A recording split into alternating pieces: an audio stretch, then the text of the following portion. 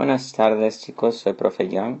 Otra vez tenemos video lección. Esta vez se llama el presente perfecto. This time we're learning a brand new verb form. And my question to you is, what have you done?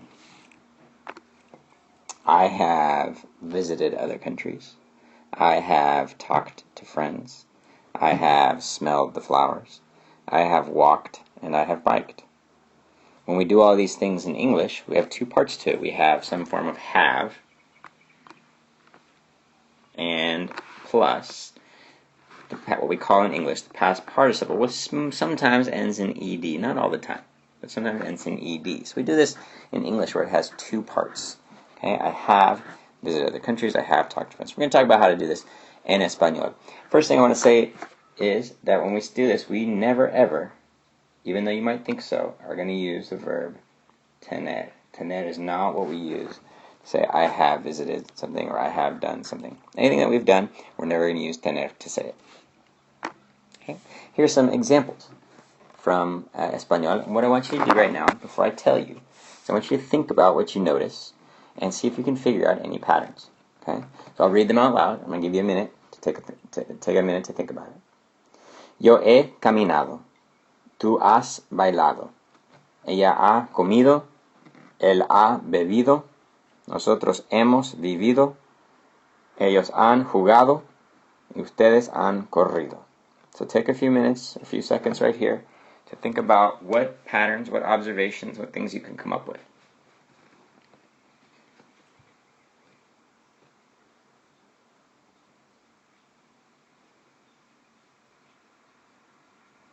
If you're not quite done, press pause right now and keep thinking.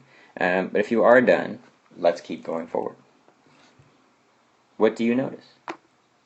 What I noticed is that these three verbs, caminar, bailar, and jugar, caminar, bailar, and jugar, I recognized those. And I recognized that they all ended in ado.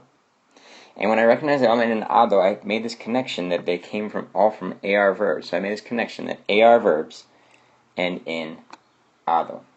Any of you think of that? The next thing I thought of was comido, bebido, and corrido. Okay? Those three came from comer. Let me just erase those so you can see where they came from. I saw that they were from comer, beber, and correr, to eat, to drink, and to run. I thought they all ended in ido. Comer, beber, and correr. Okay? So I made this connection that ER verbs have this ido thing going on.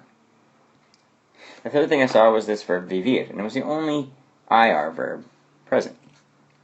But I saw that it also did the same thing as ER verbs. So I made this connection that maybe IR verbs do the same thing as ER verbs and go to ido. Okay? So vivir is where that one came from, right?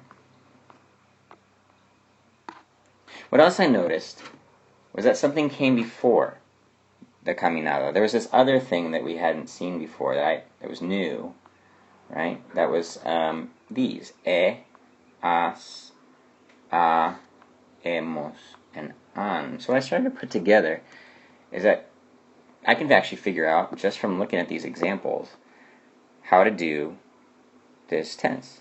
Okay?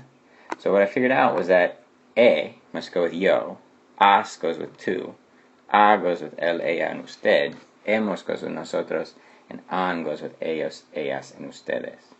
And those must also work like we have in English, because I took kind of what I saw in the beginning. It must have something to do with this, is I have, to have done something. Okay? So these must take the place of tener.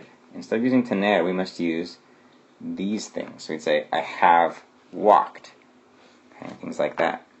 Okay, so that's what I pulled out of this. I figured out that these ones are the first part, like the have part.